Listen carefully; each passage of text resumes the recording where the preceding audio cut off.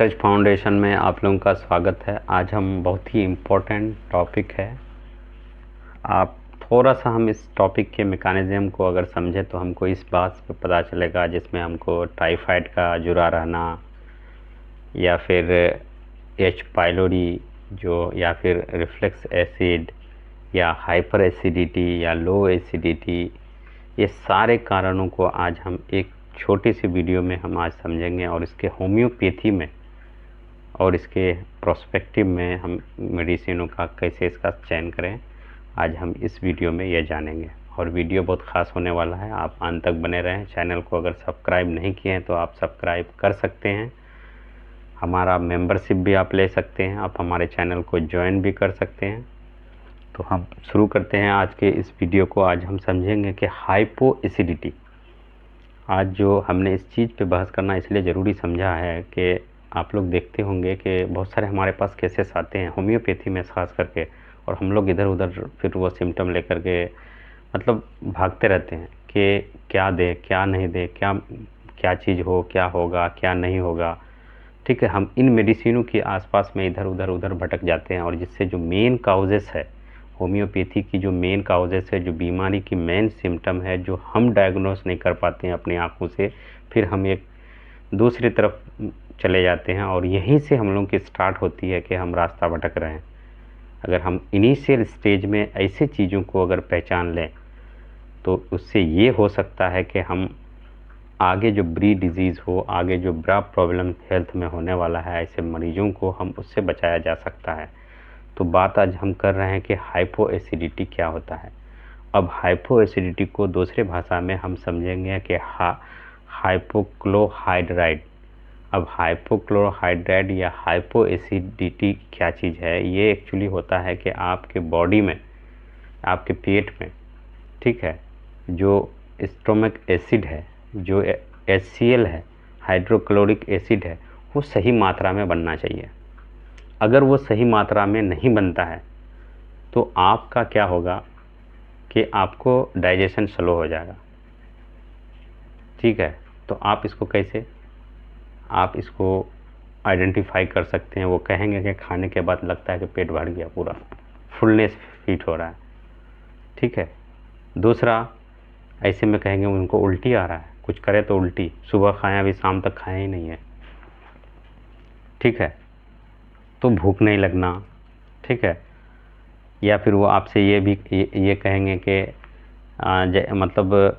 मतलब कुछ पेट में ऐसे मतलब घुट रहा है एकदम।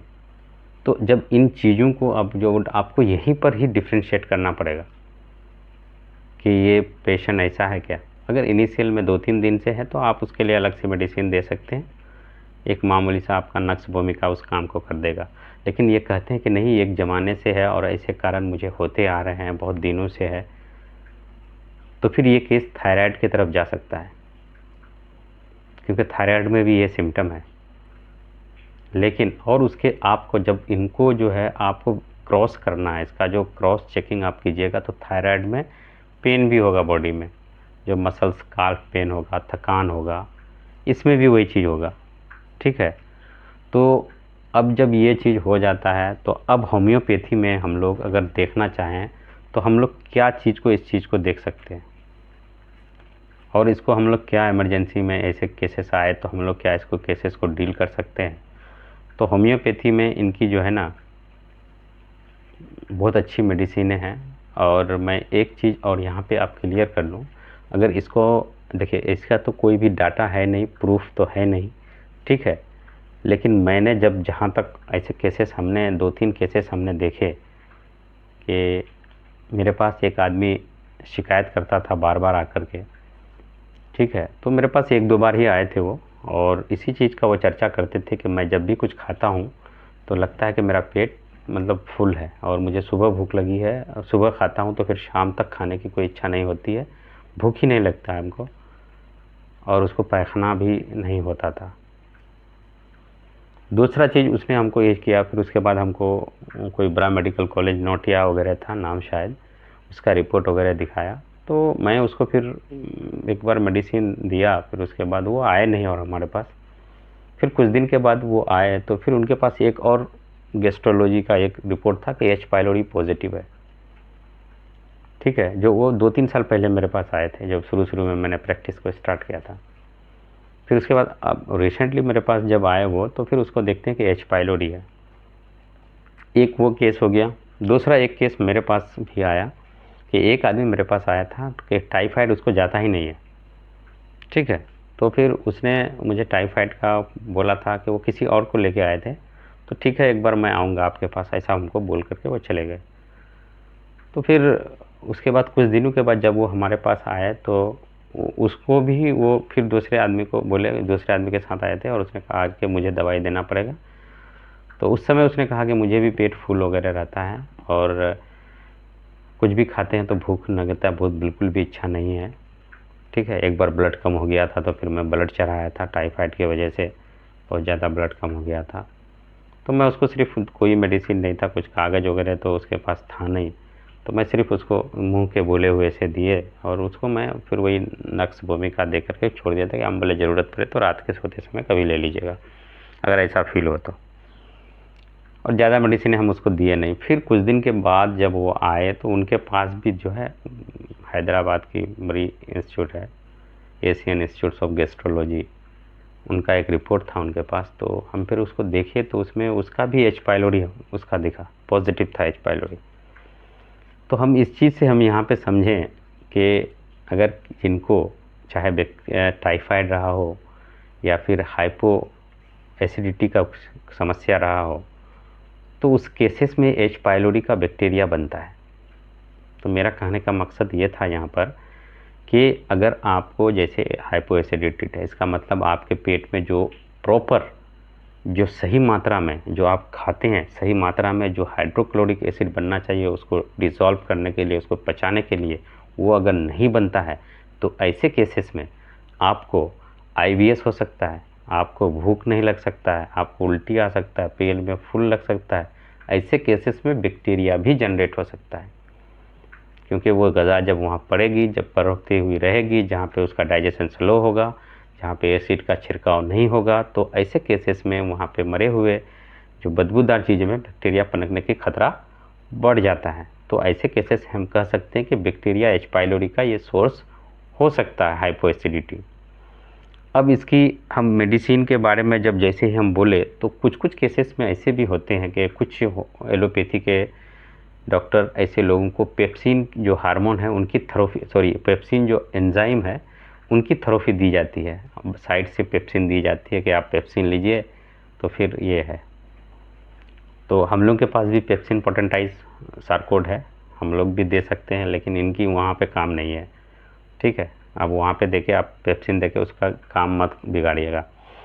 अब दूसरे हम इसमें देखें तो बहुत सारे डॉक्टर जो है ना इसको HCl का सप्लीमेंट लिखते हैं, या फिर उसको जो है ना फिर फूड न्यूट्रिशन, आप एलोपैथी न्यूट्रिशनिस्ट के पास, सॉरी न्यूट्रिशन या फिर BNYS डॉक्टर के पास, अगर नेचुरोपैथी डॉक्टर के पास जाते हैं वो प्रिस्क्राइब करते हैं कि इसको zinc, vitamin B12, iron, calcium, है ना, कभी कभी विटामिन D की हफ्ते में 1 गोली, या फिर कुछ इस तरह से जो खाने में है उसको ज़्यादा से ज़्यादा फाइबर्स वगैरह का इस्तेमाल करवाते हैं। तो कुछ ऐसे, मगर ये इससे जाता नहीं है, ठीक है, ये प्रोसेस। लेकिन हाँ, एक बहुत लंबे समय तक आप उसको जैसे लेते लेते रहिएगा तब फिर ये प्रोसेस स्टार्ट हो सकता है। मैं उसमें प्रैक्टिस किया नहीं हूँ इसलिए मैं बता नहीं सकता, होते होंगे, करते भी होंगे लोग, लेकिन मैंने नहीं देखा, क्योंकि हम लोग के पास जब केसेस चारों तरफ से घूम घाम के ही आते हैं।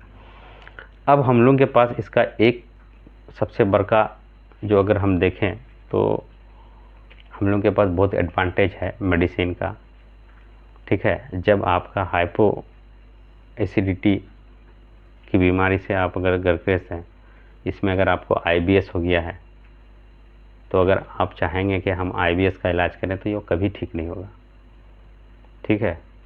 आप चाहेंगे कि क्रोनिक डायरिया का इलाज करें, वो कभी नहीं होगा।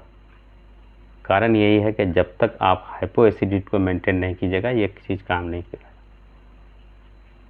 ठीक है। तो हम पहले ही भी इस चीज़ को हम कह चुके हैं कि सबसे पहले हमको पेशेंट का एक कम्युनिकेबल डिजीज़ होते हैं, जैसे मैंने आपको अभी यहाँ टाइफाइड का जिक्र किया, तो ये कम्युनिकेबल डिजीज़ है, और मोस्ट पॉपुलर और ट्रॉपिकल डिजीज़ में आते हैं वो, जैसे टीबी है, जैसे मलेरिया है, जैसे रूबेला है, ये सारे ट्रॉपिकल डिजीज़ हैं। बहुत सारे ट्रॉपिकल डिजीज़ हैं, लेकिन ये कॉमन है आपको टाइफाइड।